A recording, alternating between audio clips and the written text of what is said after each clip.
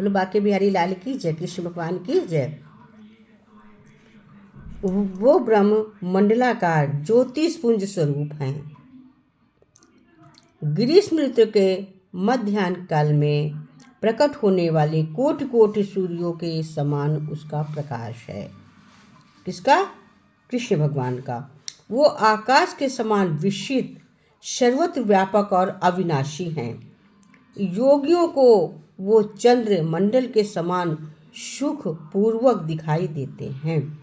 योगी उसे सनातन परब्रह्म कहते हैं और दिन रात उस सर्व मंगलमय सत्य स्वरूप परमात्मा का ध्यान करते रहना चाहिए। हमें निरंतर प्रभु का ध्यान करते रहना चाहिए। लेकिन हम क्या करते हैं, जैसे एक बार एक केकड़ा समुद्र के किनारे अपनी मस्ती में चला जा रहा था और बीच बीच में रुक कर अपने पैरों के निशान देखकर खुश होता था। क्या करता था वो? केकड़ा चल रहा था और बीच बीच में रुक रुक कर देखता था, तो उसके अपने पैरों के निशान देख के वो बड़ा खुश हो रहा था। आगे बढ़ता, पैरों के निशान देखता, उससे बनी डिज़ाइन देखकर और खुश होता। इतने में एक लहर आई और उसके पैरों के सब निशान मिट गए। इस पर केकड़े को बड़ा गुस्सा आया। उसने लहर से बोला, ए लहर, मैं तुझे अपना मित्र मानता था, पर ये तूने क्या किया? मेरे बनाए सुंदर पैरों के निशानों को ही मिटा दिया। कैसी दोस्त हो तुम? तब लहर बोली, वो देखो पीछे से मछुआरे लोग पैरों के निशान देखकर ही तो केकड़े को पकड़ रहे हैं। हे मित्र, तुमको वो पकड़ ना ले, बस इसलिए मैंने निशान मिटा दिया। तो इसका मतलब क्या है? इसका अर्थ ये है कि केकड़ा को और नदी से, जल से प्रेम था। केकड़ा जल में रहता, उसका प्रेमी होता है। तो क्या किया, उसके केकड़े के निशान जो थे वो देख रहा था, खुश हो रहा था। लहर आई तो पानी से मिट गए। तो मिट तो गए। उसने कहा, तूने मेरी दोस्ती पे दाग लगा दिया, मैं तुझसे इतना प्रेम करता था, तूने मेरे निशान मिटा दिए। तो उसने क्या कहा कि देख, तेरे निशान पैरों के देख कर ही केकड़े पकड़े जाते, लोग पकड़ रहे, इसलिए मैंने तेरी दोस्ती को हमारी तुम्हारी दोस्ती है, इसलिए मैंने तेरे पैर मिटा दिए। तो इससे हमें सीख क्या मिली? इससे हमें सीख ये मिली है कि हम कई बार सामने वाले की बातों को समझ नहीं पाते और अपनी सोच अनुसार उससे गलत समझ लेते हैं, जबकि हर सिक्के के दो पहलू होते हैं। अतः मन में वैर लाने से बेहतर है कि हम सोच समझकर निष्कर्ष निकालें। इकट्ठा बैर मत रखे किसी। कहते हैं, कोई जगह न तुझसे खाली है, तू व्यापक डाली डाली है। जरूरत क्या है? केवल और केवल हमें जानने की और समझने की। बाकी भगवान तो सर्वत्र व्याप्त हैं, सर्वत्र वही हैं। कहते महर्षि दधीच के पुत्र विलाप, जिन्हें भगवान शंकर का एक रूप माना जाता है, क्योंकि वो सिर्फ पीपल का फल ही खाया करते थे। क्यों? वो उनको इसलिए पिलाद भगवान शंकर का एक रूप माना जाता है क्योंकि वो सिर्फ और सिर्फ पीपल का फल ही खाते थे, इसलिए उन्हें पिलाद के नाम से पुकारा जाता था। अपने पिता की तरह पिलाद भी बहुत तेजबान और तपस्वी थे। ये उस समय की बात है कि जब पिलाद को पता चला कि देवताओं को अस्थि दान देने के कारण उनके पिता महर्षि दधीच की मृत्यु हो गई है। ये तय जानने के बाद वो बहुत दुखी हो गए और उन्होंने देवताओं से अपने पिता की मृत्यु का बदला लेने का फैसला कर लिया। ये निश्चय करके वो भगवान शिव शंकर को प्रसन्न करने के लिए उसकी पूजा तपस्या करने लगे और वो इससे सफल भी हुए। भगवान शंकर उनकी तपस्या से प्रसन्न होकर प्रकट हुए और उन्हें वर मांगने को कहा। वो पिलाद ने भगवान शंकर से कहा, भगवान मुझे शक्ति प्रदान कर दे जिससे मैं अपने देवताओं और पिताओं का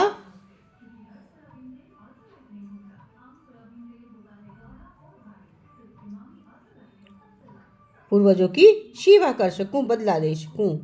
तो उन्होंने ऐसा दृढ़ निश्चय किया था, इसलिए उन्होंने उनकी साधना सफल भी हुई, क्योंकि कण कण के भगवान हैं, कण कण में ही भगवान है। केवल और केवल हमें देखने और समझने की जरूरत है कि भगवान कहाँ पे। भगवान तो कण कण में है। भगवान प्रकट हो गए और भगवान ने उनको यो मस्त कही। तथोस तो मतलब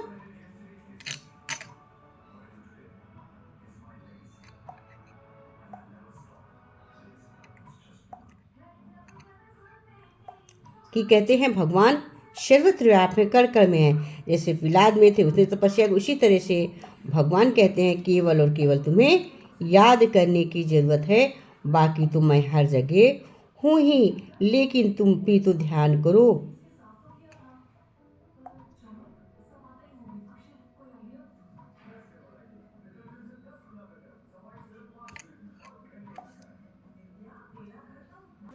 इसी से कहते हैं कि हमें अच्छी संगत जो है हमें ठंडक देती है, हमें शीतलता देती है, हमें तपते मन को शांत करती है।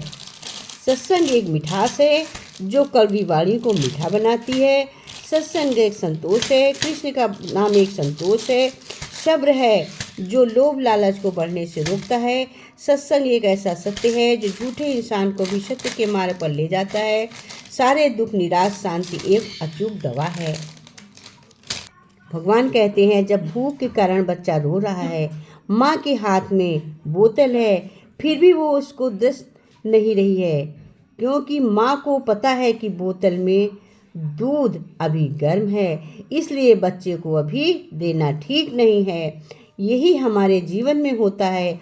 हम अपने भगवान से मांगते हैं, पर जब नहीं मिलता है तो हम निराश हो जाते हैं, लेकिन भगवान को पता है कि कौन सी चीज़ हमें कब देनी है। जिस तरह माँ को पता है कि दूध अभी गर्म है, नहीं देना है, अभी दूंगी तो मुंह जल जाएगा, इसी तरह आप भी ईश्वर पर विश्वास करें और आपकी हर इच्छा प्रभु समय आने पर जरूर पूरी करेंगे, पूरी करते हैं। कहते हैं एक बकरी के पीछे शिकारी कुत्ते पर दौड़े। बकरी जान बचाकर अंगूरों की झाड़ी में घुस गई। कुत्ते आगे निकल गए। बकरी ने निश्चिंतापूर्वक अंगूर की बेलें खानी शुरू कर दी और जमीन से लेकर अपनी गर्दन पहुँचे उतनी दूरी तक के सारे पत्ते खा लिए। पत्ते झाड़ी में नहीं रहे। छिपने का सहारा समाप्त हो जाने पर कुत्तों ने उसे देख लिया और मार डाला। सहारा देने वाले को जो नष्ट करता है उसकी ऐसी ही दुर्गति होती है, क्योंकि बकरी जो थी वो उसमें छुपी थी, लेकिन उसने पत्ते खा लिए तो कुत्ते ने देखा और मार दे। कहते हैं कि जो सहारा दे तो उसको हम धोखा ना दें, उससे हम निश्चल काम करें। सहारा देने वाले को जो नष्ट करता है उसकी ऐसी ही दुर्गति होती है।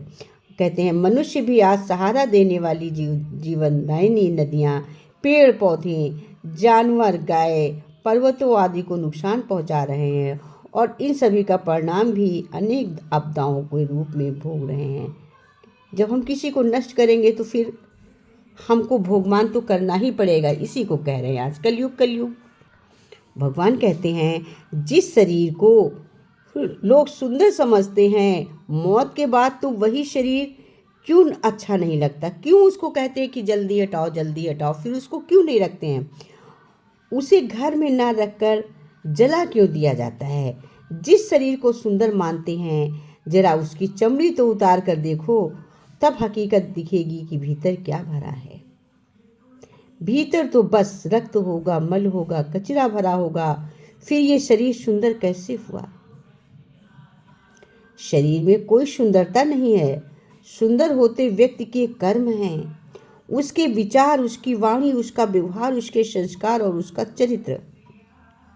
जिसके जीवन में ये सब है वही मनुष्य इस दुनिया का सबसे सुंदर इंसान है और जमाना भी उसी का दीवाना होता है जो मन और कर्म वाणी से सुंदर होता है। इसीलिए सत्संग की महिमा है, गुरुओं की महिमा है, क्योंकि उनकी मन और वाणी कर्म की वजह से आज हम उनके सद्व्यवहार में गंगा नहाते हैं, सत्संग सुनते हैं। क्यों? उनकी वाणी में अमृत है, वो सत्य बोलते हैं।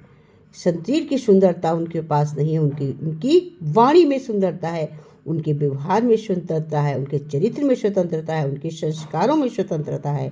जो इंसान के संस्कारों में, चरित्र में, व्यवहार में स्वतंत्रता है, वही इंसान वाकई में सुंदर है। तुलसीदास जी कहते हैं कि काम क्रोध मद लोभ की जो लो मन में खान, काम क्रोध मद लोभ की जो लो मन में खान, तो लो पंडित मूर्ख या तुलसी एक समान। तुलसीदास जी कहते हैं, इसका अर्थ है तुलसी की जब तक व्यक्ति के मन में काम, गुस्सा, अहंकार, लालच, मोह है, तब तक एक ज्ञानी और मूर्ख व्यक्ति में कोई भेद नहीं रहता, दोनों एक जैसे ही हो जाते हैं। कहते हैं कि हम गीता सुनकर, गीता के वचन सुनकर, एक अच्छी वाणी सुनकर, यदि हम अभी भी नहीं उस व्यक्ति को ढूंढ रहे हैं, तलाश कर रहे हैं कि अच्छा मिल जाए, तो ज़रूरत है जो हमारी ज़िंदगी बदल दे, हमें अच्छा बना दे, तो हमें एक बार आईने में देखना चाहिए, क्योंकि खुद से ज़्यादा हमें और कोई नहीं बदल सकता और कोई आईना नहीं दिखा सकता। आईना हम स्वयं देख सकते हैं। हमें अपने मन को टटोलना चाहिए, हमें अपने मन की सुंदरता देखनी चाहिए, हमें अपने मन को विचार पाना चाहिए, मन को सुंदर बनाना चाहिए।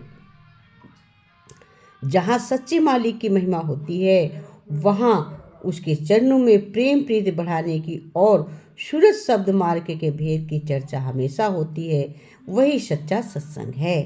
कृष्ण भगवान कहते हैं, जहाँ सच्चे मालिक की महिमा होती है, सच्चा मालिक हो, सच्चे गुरु हो, वहाँ उसके चरणों में प्रेम प्रीति बढ़ाने की, सूरज शब्द, अच्छे मार्ग की चर्चा होती है। वही हमारा सत्संग है। जहाँ पे अच्छी बातें हो रही हों, वही हमारा सच्चा है मार्ग है, वही हमारा गुरु है। ईश्वर शिव प्रेम के अधीन है, वो सोने की लंका के नहीं। ईश्वर प्रेम के अधीन है, सोने की लंका की नहीं, पर शबरी की कुटिया के अधीन है, वो सत्यभामा के वैभव के नहीं। पर राधा के भाव के अधीन है, वो उद्धव के ज्ञान के नहीं। गोपियों के भक्ति के अधीन है, वो दुर्योधन के भोग के नहीं, पर विदुर के भात के अधीन है। इसमें कितना अच्छा बोले हैं। यही कहते हैं, जहाँ पे ईश्वर है, पत्ते पत्ते में भगवान, कण कण में भगवान। जहाँ पत्ते पत्ते पे भगवान है, कण कण जहाँ प्रभु है, वहाँ कोई और आ ही नहीं सकता। ईश्वर सिर्फ प्रेम के अधीन है, वो सोने की लंका के अधीन नहीं है, पर शब्द की कुटिया के अधीन है। सबरी कुटिया के अधीन है, वो सत्यभामा के वैभव के नहीं, पर राधा के भाव के अधीन है, वो उद्धव के ज्ञान के नहीं। गोपियों की भक्ति के अधीन है, वो दुर्योधन के भोग के नहीं अधीन है, पर विदुर के भात के अधीन है। इसी से भगवान कहते हैं, भगवत नाम अशुद्ध अवस्था में भी लेना चाहिए। कारण है कि बीमारियों में प्रायः अशुद्धि रहती है। यदि नाम लिए बिना मर गए तो क्या दशा होगी। क्या अशुद्ध अवस्था में श्वास नहीं लेते हैं? नाम जब तो श्वास से भी अधिक मूल्यवान है। भगवान कहते हैं, मन में सबसे बड़ी गंदगी क्या है? सबसे बड़ी गंदगी ईर्ष्या है। इसी को गोस्वामी जी ने कपट और छल छिद्र कहा है। हमारे गुरु महाराज कहते हैं, कपट ही वो कपाट है जो भक्तों को भगवान से मिलने नहीं देता है। कहते हैं, कपट ही वो कपाट है जो हमको भगवान से मिलने नहीं देता है। भगवान भय से दूर करते हैं, परिस्थिति तो प्रारब्ध का विषय है। भगवान भय से दूर करते हैं, परिस्थिति तो प्रारब्ध का विषय है। परिस्थिति आने दो, भय ना आए, भजन का प्रभाव है। बड़ी से बड़ी परिस्थिति आए पर भय ना आए। जब सबसे ज़्यादा अनाड़ी हो ठाकुर जी, उसके ऊपर ज़्यादा ध्यान देते गए थे। जब सत्संग में कोई नया आता है या भगवान के समक्ष कोई नया जाता है, तो भगवान उसके ऊपर सबसे ध्यान क्यों देते? कि एक बात है, अनाड़ी को उतारने में ही ठाकुर की ठकुराई है। भक्तों को उतारने में क्या, वो तो भजन का बल है। अब आपको देखना है कि आपको भजन का बल टटोलना है कि हरि कृपा का बल टटोलना है।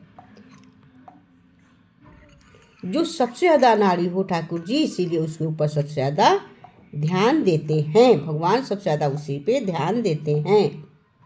बस तुम्हारा भजन प्रबल है तो ठाकुर जी अपनी सेना लिए तैयार खड़े हैं रहेंगे। महाराज मैं एक जीवन के हजारों अनुभव के साथ आपसे कहूँ कि जब प्रारब्ध कृपा सामने आने खड़ी होगी तो हर बार प्रारब्ध पराजित हो जाएगा और श्री कृष्ण की कृपा विजयी हो जाएगी। भगवान के नाक में अगरबत्ती धूप बत्ती की खुशबू नहीं जाती है, तुम्हारे दिल की खुशबू जाती है। ये अगरबत्ती धूप बत्ती तो अपने लिए जलाते हैं, बात तो तब बने जब उसके वियोग में तुम्हारा हृदय जले और उसमें से खुशबू निकले, तभी तो एक बात है। धूप बत्ती अगरबत्ती तो केवल हम मन संतोष के लिए जलाते हैं।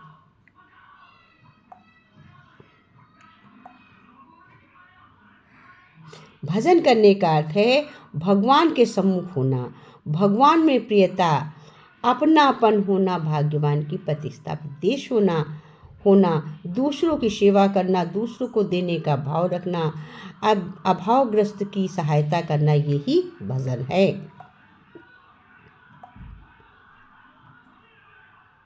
भगवान कहते हैं कि प्रार्थना बहुत बड़ा भजन है। नाम में जितनी शक्ति है उससे ज़्यादा शक्ति प्रार्थना में है, पुकारने में है।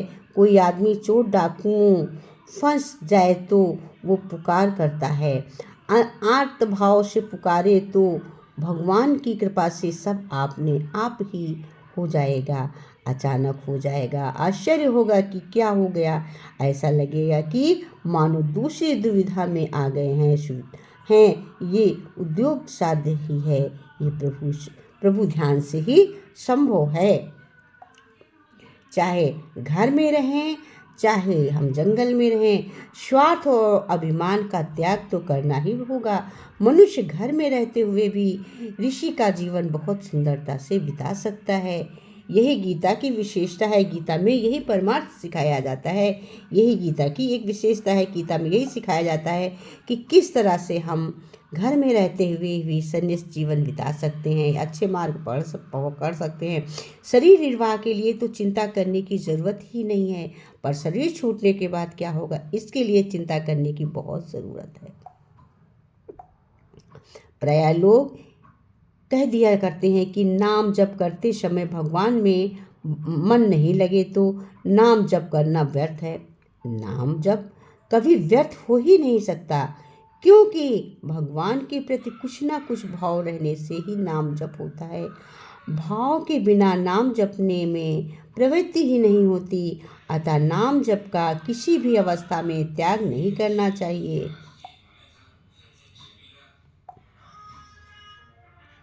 किसी को भी बुरा समझे नहीं, बुरा चाहे नहीं, बुरा करे नहीं। किसी को बुरा समझने से वो भी बुरा बन जाएगा और हमारे भी बुराई आ जाएगी।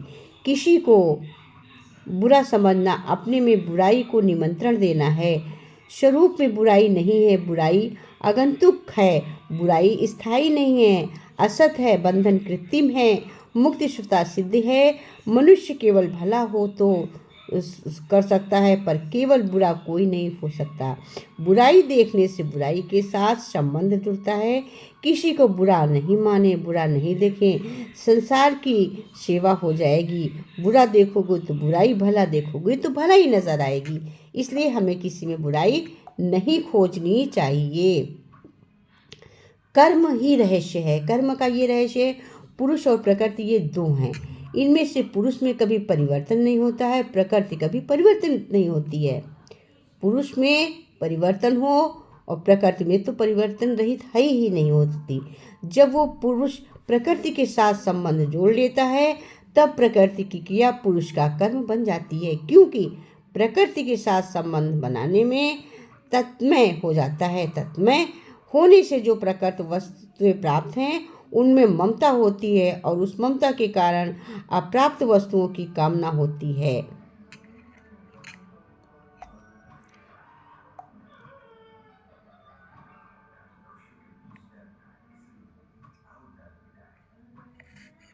कहते हैं कि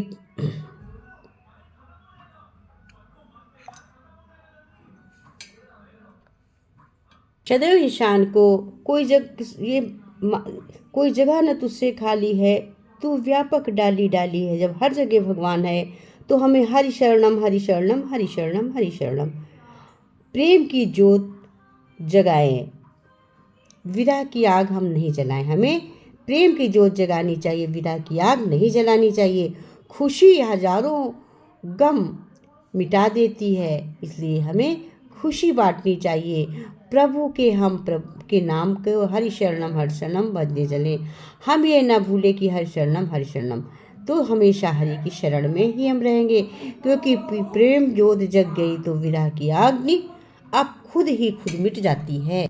संसार में तो आकर्षण और विकर्षण, रुचि अरुचि दोनों होते हैं, पर परमात्मा में आकर्षण ही आकर्षण होता है, विकर्षण होता ही नहीं। यदि होता तो वास्तव में आकर्षण हुआ ही है, तभी तो भला होता है। हमेशा आकर्षण ही आकर्षण होता है, और आकर्षण ही आकर्षण हमें देखना चाहिए। शत का यही संगति है। रो रो पूछ रहे भगवान, सुदामा कैसे आए। रो रो पूछ रहे भगवान, सुदामा कैसे आए। रो रो पूछ रहे भगवान, सुदामा कैसे आए। मेरे बालापन के या हाँ कैसे आए हो। मेरे बालापन के यार सुदामा कैसे आए हो। रो रो पूछ रहे भगवान, सुदामा कैसे आए हो। सुदामा के कपड़े पुराने, सुदामा के कपड़े फटे पुराने, गठरी में चावल के दाने। सुदामा के कपड़े फटे पुराने, गठरी में चावल के दाने। चावल चबा रहे भगवान, सुदामा कैसे आए हो। चावल चबा रहे भगवान, सुदामा कैसे आए हो। रो रो पूछ रहे भगवान, सुदामा कैसे आए हो। सुदामा कैसे आए हो। रुक्मणी के ने सेज लगाया, रुक्मणी जी ने सेज लगाया, तुम सोवो सुदामा भाई। रुक्मणी जी ने सेज बिछाई, तुम सो सुदामा भाई। पंखा डोला रहे भगवान, सुदामा कैसे आए हो। पंखा डुला रहे भगवान, सुदामा कैसे आए हो। रो रो पूछ रहे भगवान, कैसे आए हो। सुदामा कैसे आए हो। मेरे बालापन के यार सुदामा कैसे आए हो। सुदामा कैसे आए हो। मेरे बालापन के अरे सुदामा कैसे आए हो। तेरी भाभी ने भेजा तो आया, तेरी भाभी ने भेजा आया। गरीबी ने हमको बहुत सताया, तेरी भाभी ने भेज आया। गरीबी ने हमको बहुत सताया, तेरा दुखी रहे परिवार। सुदामा कैसे हो। मेरा दुखी रहे परिवार, सुदामा कैसे आए हो। रो रो पूछ रहे भगवान, सुदामा कैसे आए हो। सुदामा कैसे आए हो। कान्हा ने है बंसी बजाई, कान्हा हैं बंसी बजाई, सुदामा की पीर मिठाई, कान्हा ने है बंसी बजाई, सुदामा की पीर मिटाई, तेरा सुखी रहे परिवार, सुदामा कैसे आए होते, सुखी रहे परिवार, सुदामा कैसे आए हो, रो रो पूछ रहे भगवान, सुदामा कैसे आए हो, सुदामा कैसे आए हो, मेरे बालापन के यार, सुदामा कैसे आए हो, सुदामा से आए हो, रो रो पूछ रहे भगवान, सुदामा कैसे आए हो, ओ मेरे बालापन के यार, सुदामा कैसे आए हो, सुदामा कैसे आए हो, रो रो पूछ रहे भगवान। बोलो कृष्ण भगवान की जय।